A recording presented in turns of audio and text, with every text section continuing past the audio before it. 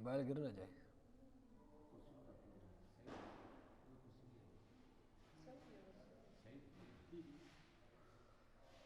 ترجمہ سنیں جی. سورہ توبہ کی 40 آیتیں ہو چکی ہیں. انفرو کوچ کرو، خفافاً ہلکے ہونے کی حالت میں، وثقالاً اور بوجھل ہونے کی حالت میں، وجاہدوا اور جہاد کرو باموالکم اپنے مالوں کے ساتھ، وانفسکم اپنی جانوں کے ساتھ، فی سبیل اللہ اللہ کے راستے میں، ذالکم خیر لکم یہی تمہارے لیے بہتر ہے، ان کنتم تعلمون اگر تم جانتے ہو. لو کان عرضا قریبا اگر ہوتا سامان قریب، لو کان اگر ہوتا عرضاً سامان قریباً قریب، و سفراً قاصداً اور سفر درمیانہ ہوتا، لاتبعوک البتہ ضرور آپ کی پیروی کرتے، ولیکن بعدت اور لیکن بعدت بعید ہو گئی، علیہم ان پر، الشقہ مسافت لیکن بعید ہو گئی ان پر مسافت، وسیحلفون اور ان قریب یہ قسمیں اٹھائیں گے، باللہ اللہ کی، کہ لو استطعنا کہ اگر ہم استطاعت رکھتے تو لخرجنا معکم ہم تمہارے ساتھ ضرور نکلتے.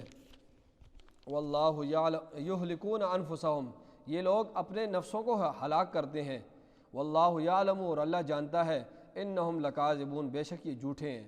عفا اللہ عنک اللہ نے آپ کو معاف کر دیا ہے، لما اذنت لہم آپ نے کیوں اجازت دی ہے، لہم ان کو، حتی یہاں تک کہ تبین لک واضح ہو جاتا آپ کے لیے، الذین وہ لوگ، صدقوا جو سچے ہیں، وتعلم الکاذبین اور آپ جان لیتے جھوٹوں کو، آپ جھوٹوں کو جان لیتے.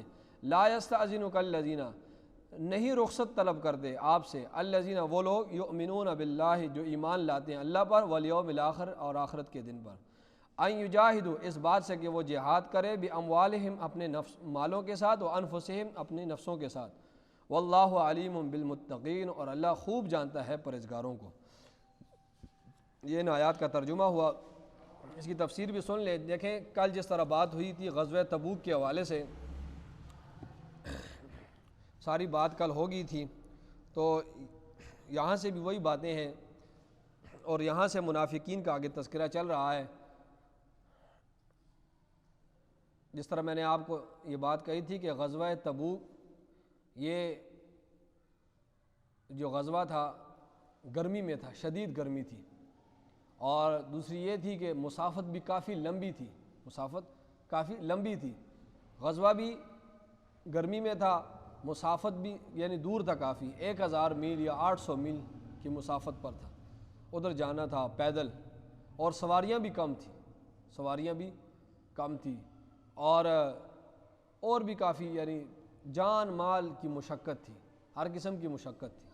تو یہاں پر ہر قسم کی مشقت تھی، اور مال غنیمت ملنے کا بھی منافقین کو کے ذہن میں تھا کہ ابھی تک تو مال غنیمت ملتا رہا ہے، تو ابھی رومیوں کے ساتھ ٹکر ہے تو مال غنیمت بھی مشکل ہے ہمیں ملے، کیونکہ یہ ہار جائیں گے، وہ لاکھوں کی تعداد میں فوج ہے، اور گرمی بھی سخت ہے، اور فصلیں بھی ساری پکی ہوئی ہیں، کھجور پکے ہوئے ہیں، اور سواریاں بھی کم ہے، پیدل جانا پڑے گا. تو انہوں نے کہا کہ ہم تو جاتے نہیں ہیں. تو اس کا تذکرہ ہو رہا ہے. اللہ فرماتے ہیں کہ انفرو حکم دیا جا رہا ہے کہ انفرو کوچ کرو، اے لوگو کوچ کرو، خفافاً ہلکے ہونے کی حالت میں، وثقالاً اور بوجھل ہونے کی حالت میں، جس طرح بھی ہو کوچ کرو جہاد کے لیے، نکل پڑو جہاد کے لیے، نکل کھڑے ہو جاؤ جہاد کے لیے. ہلکے ہونے کی حالت میں اس کی ایک تفسیر یہ ہے کہ غریب ہو تب بھی، غریب کے پاس کوئی سامان تو نہیں ہوتا نا، جب وہ نکلتا ہے چادر کندھے پر لے کر، تلوار لے کر نکل پڑتا ہے، اس کے پاس سواری بھی نہیں ہوتی ہے. تو غریب ہونے کی حالت میں، یا اس کی ہلکا ہونے کی جو ہے ایک تفسیر یہ ہے کہ تندرست ہو تب بھی، ٹھیک ہے، تندرست ہو تب بھی نکل پڑو. انفرو نکل پڑو، خفافا و ثقالا ہلکے ہونے کی حالت میں یا بوجھل ہو، ہر صورت میں تم نکلو. تو ہلکا ہونا کیا ہے کہ انسان کیا ہو، غریب ہو. ہلکا ہونا کیا ہے، انسان کیا ہو، غریب ہو. اور بوجھل کیا ہے کہ انسان امیر ہو. بوجھل کیا ہے کہ انسان کیا ہو، امیر ہو. امیر انسان اپنی سہولت کے لیے سامان زیادہ رکھتا ہے کہ میں سفر پہ جا رہا ہوں تو میرے لیے سہولت ہو. تو ہلکا ہونا کا مطلب کیا ہے؟ ایک تفسیر کہ غریب ہو، اور بوجھل ہونا امیر ہو. اسی طرح ایک تفسیر یہ ہے کہ ہلکے ہونے کی حالت میں مطلب یہ ہے کہ تم تندرست ہو تب بھی. بوجھل ہونا تم بیمار ہو تب بھی. انسان جب بیمار ہوتا ہے اس کی طبیعت بوجھل ہوتی ہے. ٹھیک ہے، تو عرض یہ ہے، کہنے کا مقصد یہ ہے کہ امیر ہو، غریب ہو، بیمار ہو، تندرست ہو، ہر حالت میں جہاد کے لیے نکل پڑو. ٹھیک ہے، انفرو نکلو، خفافا و ثقالا بوجھل اور ہلکے ہونے کی حالت میں، وجاہدوا اور جہاد کرو باموالکم اپنے مالوں کے ساتھ، وانفسکم اپنی جانوں کے ساتھ، فی سبیل اللہ اللہ کے راستے میں جہاد کرو. ذالکم خیر لکم یہی تمہارے لیے بہتر ہے، ان کنتم تعلمون اگر تم جانتے ہو.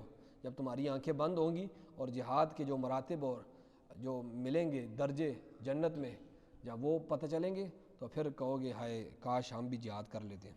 فرمایا لو کان عرضا اگر ہوتا سامان قریباً قریب.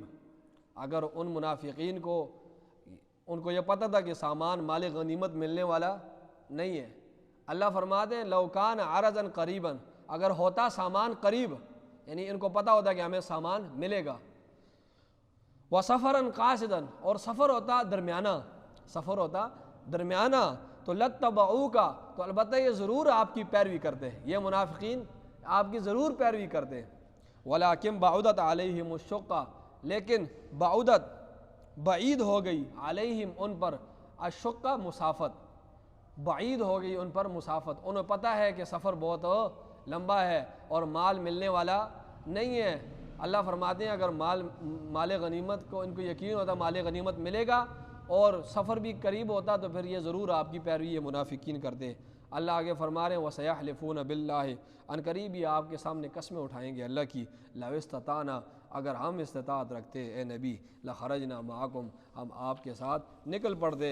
یُهْلِكُونَ أَنفُسَهُمْ اللہ فرما رہے ہیں یہ جھوٹ بول کر اپنی جانوں کو ہلاک کر رہے ہیں. وَاللَّهُ يَعْلَمُ اور اللہ جانتا ہے إِنَّهُمْ لَكَاذِبُونَ بے شک یہ کیا ہیں جھوٹے ہیں. سفر کی تیاری شروع ہو رہی ہے، ایک منافق آ رہا ہے، او جی میری امی بڑی بیمار ہے اور وہ قریب ہے مر کے، اور میرا بھائی بھی نہیں ہے اور قبر بھی کھودنی ہے اور اس کے لیے کفن کا انتظام بھی کرنا ہے تو مجھے آپ چھٹی دے دیں.